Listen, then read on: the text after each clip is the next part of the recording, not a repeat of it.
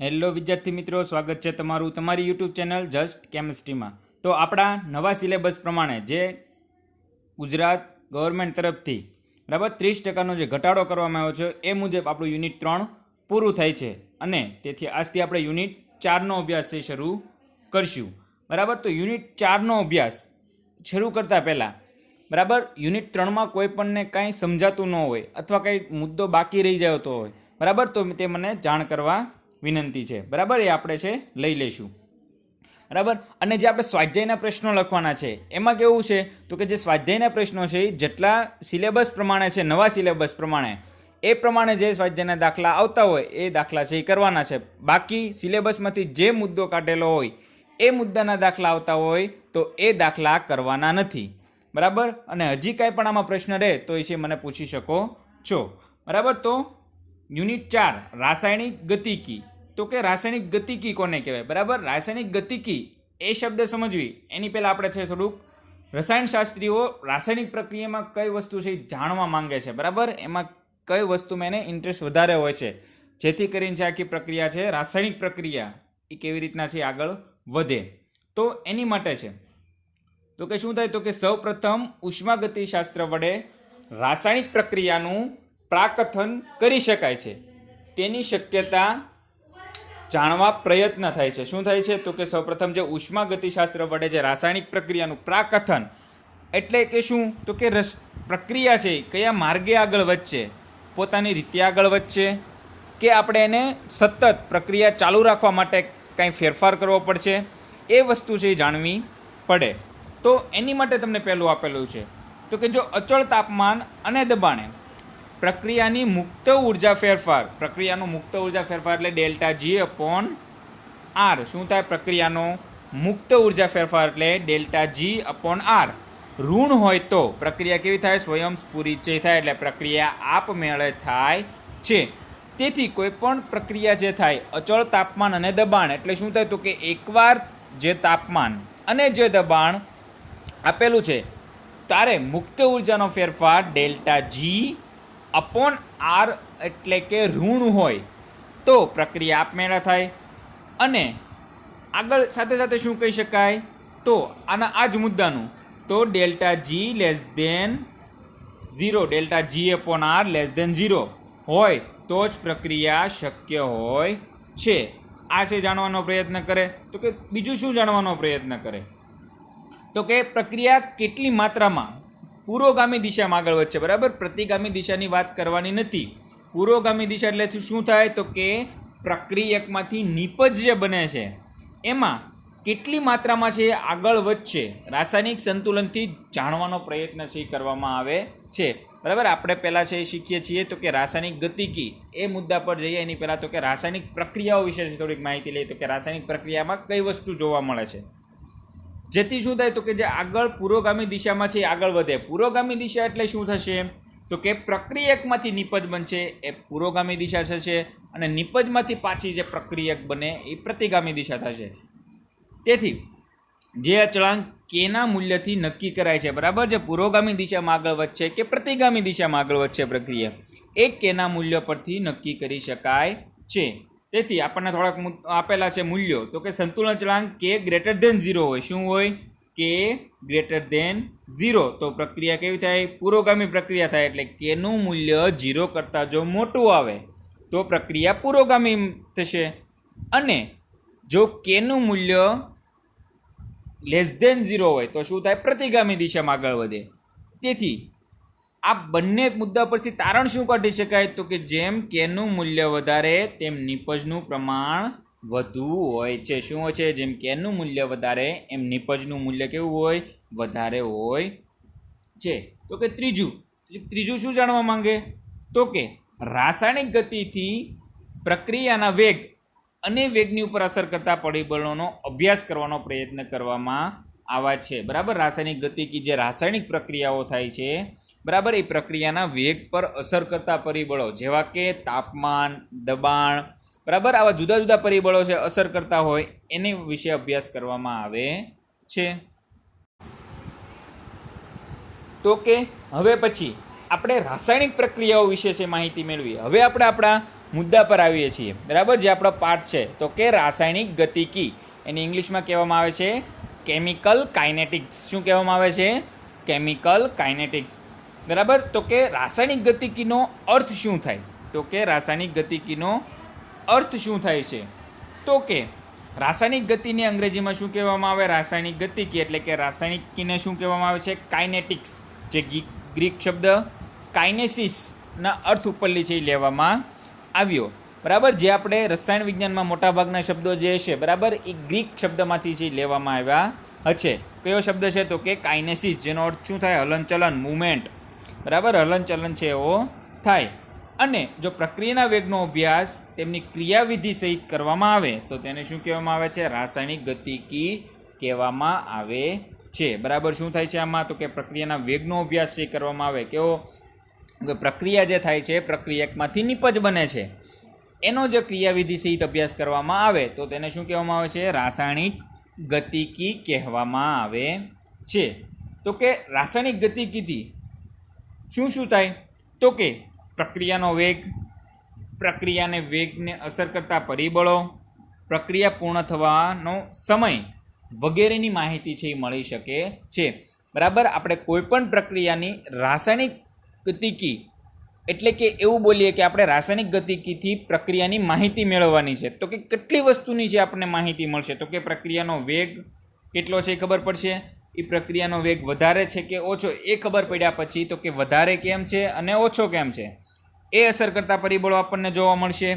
ત્રીજું, તો કે પ્રક્રિયા પૂર્ણ થવા માટેનો સમય વગેરે માહિતી આપણને શેમાં પરથી મળશે? તો કે રાસાયણિક ગતિકી પરથી આપણને મળે છે. પછી ઉષ્માગતિશાસ્ત્રથી કઈ માહિતી મળે? તો કે ઉષ્માગતિશાસ્ત્રથી રાસાયણિક પ્રક્રિયાની શક્યતાઓ વિશે છે માહિતી મળશે, બરાબર. રાસાયણિક ગતિકી વિશે જાણ્યું અને સાથે સાથે ઉષ્મા શાસ્ત્ર વિશે કઈ માહિતી મળશે? બરાબર. તો કે રાસાયણિક પ્રક્રિયાની શક્યતા, તો કે જે પ્રક્રિયક લીધેલો છે અને સાથે જે ઉદ્દીપક વાપરેલો છે તો આપણને કેવા કેવા પ્રકારની છે એ નિપજ મળશે, કેટલી શક્યતાઓ છે, કયા માર્ગે પ્રક્રિયા આગળ વધે છે, બરાબર. એ શક્યતાઓ છે એના ઉપરથી ખબર પડશે આપણને. ઉષ્માગતિશાસ્ત્રની મદદથી છે એ ખબર પડશે. તો આપણે રાસાયણિક પ્રક્રિયા અને રાસાયણિક ગતિકી વિશે માહિતી મેળવી. તો કે હવે પછી તો કે રાસાયણિક પ્રક્રિયાના વેગના આધારે પ્રક્રિયાઓનું વર્ગીકરણ, બરાબર. રાસાયણિક પ્રક્રિયાનો વેગના આધારે પ્રક્રિયાનું વર્ગીકરણ ઉદાહરણ સાથે જઈ સમજવાનું છે. તો કેવું હોય? તો કે ઘણી જ પ્રક્રિયાઓ કેવું હોય? ઝડપી પ્રક્રિયા હોય. જેમ કે કેવી થાય? તો કે જેમ કે આયનીય પ્રક્રિયાઓ ઘણી જ ઝડપી હોય છે. આયનીય પ્રક્રિયાઓ એટલે કઈ પ્રક્રિયાઓ? તો કે આપણને એક ઉદાહરણ આપેલું છે. તો કે સિલ્વર નાઇટ્રેટ અને સોડિયમ ક્લોરાઇડના જલીય દ્રાવણને મિશ્ર કરવાથી શું મળે છે? ત્વરિત સિલ્વર ક્લોરાઇડના અવક્ષેપ છે મળે છે, બરાબર. આ પ્રક્રિયા કેવી છે? ઝડપી પ્રક્રિયા છે. જ્યારે તમે AgNO3 અને NaCl બંનેનું જલીય દ્રાવણ એકબીજામાં મિક્સ કરો એટલે તમને તરત જ AgClના સફેદ અવક્ષેપ છે મળે છે. આ અવક્ષેપ વિશે માહિતી આપણે છે લેબમાં લઈ લીધી છે. તો કે અવક્ષેપ કોને કહેવામાં આવે છે? આ પ્રક્રિયા કેવી થઈ? તો કે ઝડપી પ્રક્રિયા છે એ થઈ.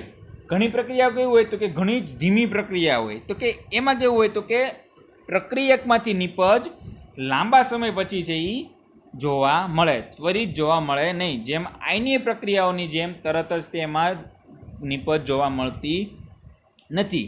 તેને કેવી પ્રક્રિયાઓ કહેવામાં આવે છે? તો કે ધીમી પ્રક્રિયાઓ છે કહેવામાં આવે છે. દાખલા તરીકે હવા અને ભેજની હાજરીમાં લોખંડને કાટ લાગવાની પ્રક્રિયા, બરાબર. એ આપણે બધાએ જોયું છે. તો કે હવા અને ભેજની હાજરીમાં લોખંડને જે કાટ લાગે એ લોખંડ વાતાવરણમાં મૂક્યા ભેગું જ તરત કાંઈ કાટ લાગી જતો નથી. કેવું થાય છે? તો કે લાંબા સમયે છે આપણને લોખંડ પર કાટ જોવા મળે છે. પછી ત્રીજી પ્રક્રિયાઓ છે તો કે કેવું હોય? તો કે મધ્યમ ગતિથી થતી પ્રક્રિયાઓ, બહુ ઝડપી પણ ન હોય અને બહુ ધીમી પણ ન હોય. કેવું હોય? મધ્યમ ગતિથી જે પ્રક્રિયાઓ થતી હોય છે. એમાં કેવું છે? તો કે દાખલા તરીકે સ્ટાર્ચનું જળ વિભાજન, ખાંડનું વ્યુત્ક્રમણ, બરાબર. આ જે વિભાજન છે આપણે આગળ છે એ જોઈશું. ખાંડનું વ્યુત્ક્રમણ અને સ્ટાર્ચનું જળ વિભાજન, બરાબર. એટલું છે ખાલી આમાં યાદ રાખવાનું છે. તો આપણે પ્રક્રિયાઓ વિશે છે એ માહિતી મેળવી લીધી, તો કે હવે પ્રક્રિયાની ઝડપ એટલે કે તેનો વેગ એટલે શું? તો કે આપણે પ્રક્રિયાનો વેગ શોધવો છે, એની ઝડપ ગોતવી છે. તો એની માટે શું? તો કે એની વ્યાખ્યા પહેલાં આપીએ. તો પ્રક્રિયાનો વેગ તે એકમ સમયમાં પ્રક્રિયકો અથવા નિપજોની સાંદ્રતામાં થતો ફેરફાર. સાંદ્રતામાં થતો ફેરફાર શબ્દ શું કામ વાપર્યો? તો કે જો પ્રક્રિયક હશે, રિએજન્ટ હશે અથવા રિએક્ટન્ટ, તો એમાં શું થશે? સમય જતાં પ્રક્રિયકમાં શું થાય? ઘટાડો જોવા મળે. શું થાય? ઘટાડો જોવા મળે. અને જે પ્રોડક્ટ નિપજ હશે એમાં શું થશે? સમય જતાં એમાં વધારો છે એ જોવા મળશે. એટલે પ્રક્રિયાનો વેગ શું કીધું? તો કે એકમ સમયમાં પ્રક્રિયકો અને નિપજોની સાંદ્રતામાં થતો ફેરફાર. તો એને શું કહેવામાં આવે છે? પ્રક્રિયાનો વેગ કહેવામાં આવે છે. તો વેગનું સૂત્ર શું મળે આપણને? તો કે વેગ બરાબર પ્રક્રિયકની નિપજની સાંદ્રતામાં થતો ફેરફાર, પ્રક્રિયક કે નિપજની સાંદ્રતામાં થતો ફેરફાર છેદમાં સમયનો ફેરફાર. બરાબર. જે વેગ છે એના વેગ આપણે બીજું સૂત્ર પણ લખી શકીએ. તો વેગ બરાબર શું થાય? તો કે ડેલ્ટા આર. મોટો કૌંસ શું દર્શાવે છે? તો કે હંમેશા યાદ રાખવાનું, જ્યારે કોઈ પણ રિએક્ટન્ટ અથવા પ્રોડક્ટ એટલે કે નિપજને જ્યારે મોટા કૌંસમાં દર્શાવવામાં આવે રાસાયણિક ગતિકીમાં, ત્યારે એ એની સાંદ્રતા દર્શાવે છે. જે મોટો કૌંસ છે શું દર્શાવે છે? સાંદ્રતા દર્શાવે છે. બરાબર. તેથી ફેરફાર છે એટલે શું કરી શકાય? પ્લસ ઓર માઇનસ સાથે સાથે ડેલ્ટા પી. બરાબર. છેદમાં સમયનો ફેરફાર એટલે ડેલ્ટા ટી. બરાબર. આ સૂત્ર પણ આપણે વેગનું છે આપણે લખી શકીએ. તો હજી આની કરતાં વધારે ચોકસાઈથી આપણે પ્રક્રિયાનો વેગ છે જાણવો હોય. બરાબર. આપણે જે ઉપયોગ કરશું એ આ સૂત્રનો ઉપયોગ છે એ કરશું. તો વધારે ચોકસાઈથી તે વેગ ગોતવો હોય તો એમાં શું થાય? તો કે એકમ સમયમાં કોઈ પણ એક પ્રક્રિયાની સાંદ્રતામાં થતો ઘટાડો, પ્રક્રિયકની સાંદ્રતામાં શું થશે? ઘટાડો જોવા મળશે. અને નિપજની સાંદ્રતામાં શું થશે? વધારો જોવા મળશે. એટલે શું કહી શકાય? તો કે એકમ સમયમાં કોઈ પણ એક નિપજની સાંદ્રતામાં થતા વધારાને અથવા પ્રક્રિયકની સાંદ્રતામાં થતા ઘટાડાને શું કહેવામાં આવે? પ્રક્રિયાનો વેગ કહેવામાં આવે છે. તો આપણે હવે પછી વેગ વિશે છે માહિતી મેળવી. તો હવે આપણે છે કાલ્પનિક પ્રક્રિયા માટે સરેરાશ વેગ. બરાબર. કોઈ પણ પ્રક્રિયકમાંથી નિપજ બને ત્યારે એનો સરેરાશ વેગ છે આપણે શોધવો પડે. તો એના માટે શું આપેલું છે? તો કે ધારો કે આપણને અચળ કદની પ્રણાલી માટે 1 મોલ પ્રક્રિયક આરમાંથી 1 મોલ નિપજ ઉત્પન્ન થાય છે એવું ધારી લેવાનું છે. અને સામાન્ય પ્રક્રિયા એટલે કે કાલ્પનિક પ્રક્રિયા હોવાથી પ્રક્રિયા શું થાય છે? તો કે પ્રક્રિયકમાંથી નિપજ છે એ બને છે. તો કે આપણે શું લખી શકીએ? તો કે ધારો કે T1 સમયે પ્રક્રિયક આરની સાંદ્રતા કેટલી છે? R1. અને T2 સમયે પ્રક્રિયક આરની સાંદ્રતા કેટલી છે? R2. શું કામ? કારણ કે જેમ જેમ પ્રક્રિયા આગળ વધતી જશે એમ પ્રક્રિયકની સાંદ્રતામાં શું થશે? ઘટાડો થતો છે જોવા મળશે. તેથી વેગના સૂત્ર પ્રમાણે શું થાય? તો કે પ્રક્રિયકની સાંદ્રતા અથવા નિપજની સાંદ્રતામાં થતો ફેરફાર છેદમાં સમયમાં થતો ફેરફાર. તેથી સમયમાં થતો ફેરફાર શું થાય? તો કે ડેલ્ટા ટી બરાબર T2 માઇનસ T1. બરાબર. અને પ્રક્રિયકની સાંદ્રતામાં થતા ફેરફારને શું લખી શકાય? તો કે R2 માઇનસ R1. બરાબર. આમ છે લખી શકાય. તો આપણે એ બંને ફેરફાર છે એ લખ્યા. તો કે હવે શું થાય છે? તો કે આપણને ખબર છે તો કે પ્રક્રિયકની સાંદ્રતામાં હંમેશા ઘટાડો થશે સમય જતાં, અને નિપજની સાંદ્રતામાં હંમેશા શું થશે? સમય જતાં વધારો છે જોવા મળશે. તેથી પ્રક્રિયકની સાંદ્રતાને ઘટાડો દર્શાવવા માટે કઈ નિશાની ઉપયોગમાં કરવામાં આવે છે? તો કે માઇનસની નિશાની ઉપયોગ કરવામાં આવે છે. તો એના માટે આપણે સમીકરણ છે એ લખીએ. તો કે minus delta R upon delta T. Minus શું કામ? કારણ કે પ્રક્રિયકની સાંદ્રતા શું થાય છે? સમય જતાં ઘટતી જાય છે. અને આરની સાંદ્રતામાં થતો ઘટાડો અથવા લીધેલો સમય, અને શું કર્યું આપણે? સમીકરણ 1 છે એ આપીએ. બરાબર. હવે આની આ જ વસ્તુ આપણે જે પ્રક્રિયક માટે લખી એ જ વસ્તુ શું કરવાની છે આપણે નિપજ માટે છે એ લખવાની છે. તો કે આમાં કેટલો ફેરફાર હશે? તો કે સમય જતાં પ્રક્રિયકની સાંદ્રતામાં શું થશે? ઘટાડો જોવા મળશે અને નિપજની સાંદ્રતામાં શું થશે? વધારો જોવા મળશે. તેથી હવે આપણે જો નિપજ માટે લખવું હોય, પ્રોડક્ટ માટે લખવું હોય તો શું લખી શકીએ? તો કે T1 સમયે નિપજ પીની સાંદ્રતા કેટલી હોય? તો કે P1. એવી જ રીતે T2 સમયે નિપજ પીની સાંદ્રતા કેટલી હોય? તો કે P2. જેથી સમયનો ફેરફાર કયો જો આવશે? તો કે T2 માઇનસ T1. બરાબર, અહીંયા ભૂલ છે એ તમારે સુધારી લેવાની. શું આવશે? T2 minus T1. સમયનો ફેરફાર છે એટલો જોવા મળશે. તેથી સાંદ્રતામાં થતો ફેરફાર શું જોવા મળશે? તો કે ડેલ્ટા P બરાબર P2 માઇનસ P1. આ તમને સાંદ્રતામાં થતો ફેરફાર અથવા પ્રક્રિયકની સાંદ્રતામાં થતો વધારો એ જોવાશે એ મળશે.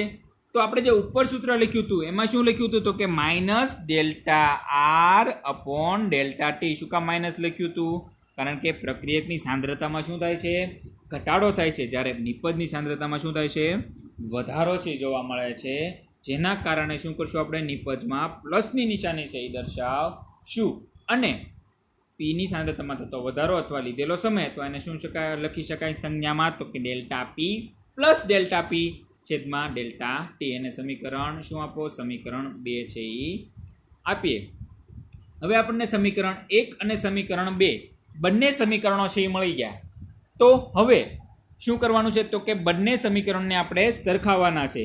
તો કે પહેલું સમીકરણ શું છે આપણે લખીએ? તો કે પહેલું સમીકરણ છે minus delta R upon delta T અને બીજું સમીકરણ છે plus delta P upon delta T. આ બંને સમીકરણ છે, આ સમીકરણ 1 અને આ સમીકરણ 2. એ બંનેને જો સરખાવવામાં આવે તો આપણને શું મળે છે? સરેરાશ વેગ છે એ જોવા મળે છે. Minus delta R upon delta T બરાબર plus delta P upon delta T. એ કરો તો આપણને શું થાય છે? સરેરાશ વેગ છે એ જોવા મળે છે. તો આપણે આના આગળના પ્રશ્નમાં જે પ્રક્રિયા વેગ, સરેરાશ વેગ વિશે છે માહિતી મેળવી. તો એ પ્રક્રિયા વેગ સાંદ્રતા અને તાપમાન ઉપર આધાર રાખે છે. આપણે આલેખ દ્વારા સમજાવવાનું છે. તો આપણે આખી રાસાયણિક ગતિકી જે છે પાઠ છે એમાં કેટલી વસ્તુ ખાસ યાદ રાખવાની છે? તો કે પ્રક્રિયકની સાંદ્રતામાં ઘટાડો જોવા મળે અને નિપજની સાંદ્રતામાં છે વધારો છે જોવા મળે છે. બીજું સાથે સાથે શું યાદ રાખવાનું? તો કે પ્રક્રિયકની સાંદ્રતા શરૂઆતના સમયમાં કેટલી હોય?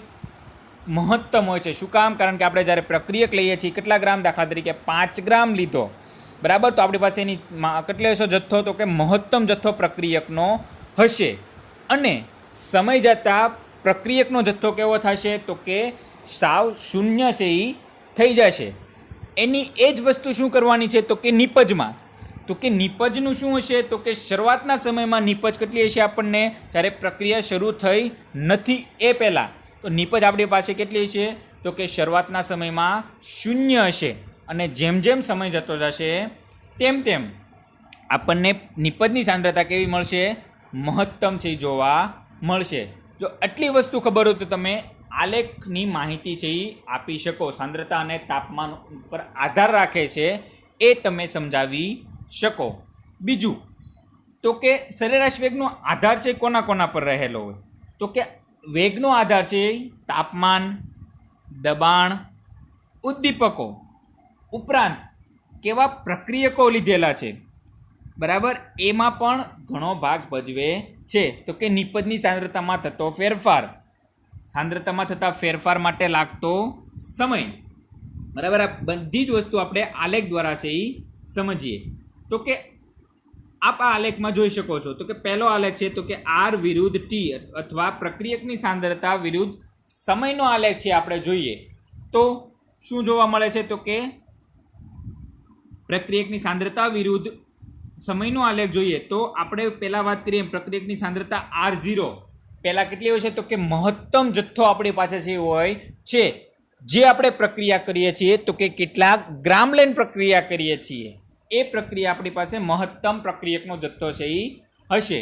તો કે જેમ જેમ સમય જતો જાય શું થાય છે? જેમ જેમ સમય પસાર થતો જાય એમ શું થાય છે, પ્રક્રિયકની સાંદ્રતામાં ઘટાડો જોવા મળે છે અને નિપજની સાંદ્રતામાં શું થાય, વધારો જોવા મળે. એટલે આપણે અહીં ખાલી પ્રક્રિયકની વાત કરીએ એટલે શું થાય તો કે જેમ જેમ સમય જાય તેમ પ્રક્રિયકની સાંદ્રતામાં ઘટાડો જોવા મળે છે અને અમુક સમયે શું થઈ જશે, સમય સાથે અચળ છે એ થઈ જશે. બીજું આ આલેખ પરથી શું જોવા મળે તો કે પ્રક્રિયકની સાંદ્રતાની વાત કરી.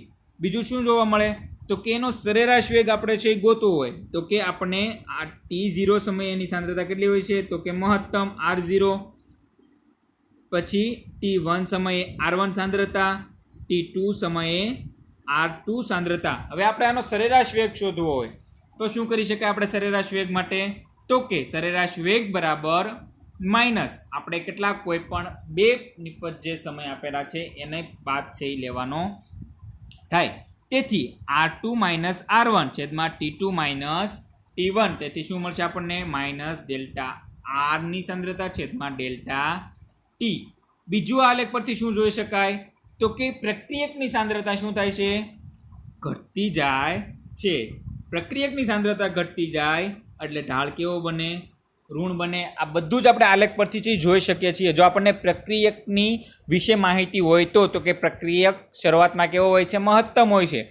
પ્રક્રિયા શરૂ થતાં શું થાય છે, એની સાંદ્રતામાં ઘટાડો થતો જોવા મળે છે.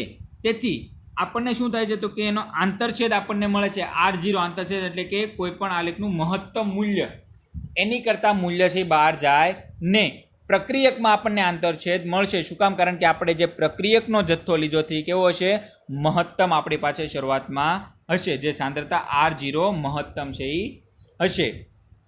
બીજું આપણે જે સાંદ્રતામાં ઘટાડો થતો જોવા મળે છે એ એના વક્ર પરથી પણ જોઈ શકાય છે. વક્ર આપણને કેવો મળે છે તો કે એની સાંદ્રતામાં ઘટાડો છે એ દર્શાવે છે.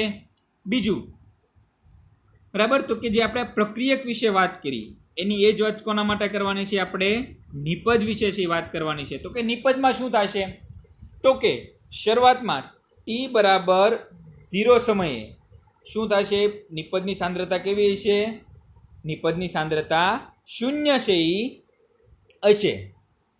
તેથી શું થાય,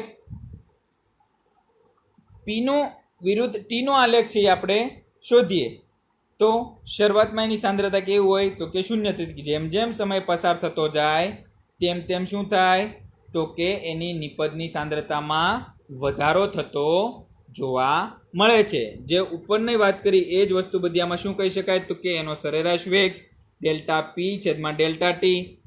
નિપજની સાંદ્રતા વધતી જાય અને આલેખના વક્ર પરથી પણ જોઈ શકાય છે કે તે નિપજની સાંદ્રતા વધે છે. તેથી ઢાળ કેવો બને, ધન. આ આલેખમાં આંતરછેદ જોવા મળતો નથી. શું કામ, કારણ કે આપણને નિપજની સાંદ્રતા મહત્તમ જોવા મળે છે સમય જતા. પ્રારંભમાં નિપજની સાંદ્રતા કેવી હોય છે, 0 છે એ હોય છે. હવે તો કે આપણે બંને આલેખને છે એ સરખાવીએ, એક સાથે દોરીએ સાંદ્રતા વિરુદ્ધ સમયને તો શું થાય તો કે સમય જતાં પ્રક્રિયકની સાંદ્રતામાં ઘટાડો જોવા મળે અને સમય જતાં નિપજની સાંદ્રતામાં વધારો છે જોવા મળે છે. તો આપણે આજના વિડીયો લેક્ચરમાં છે આટલું રાખશું. હવે પછી આગળ આપણે નવા સિલેબસ પ્રમાણે છે આગળ જોઈશું. Thank you.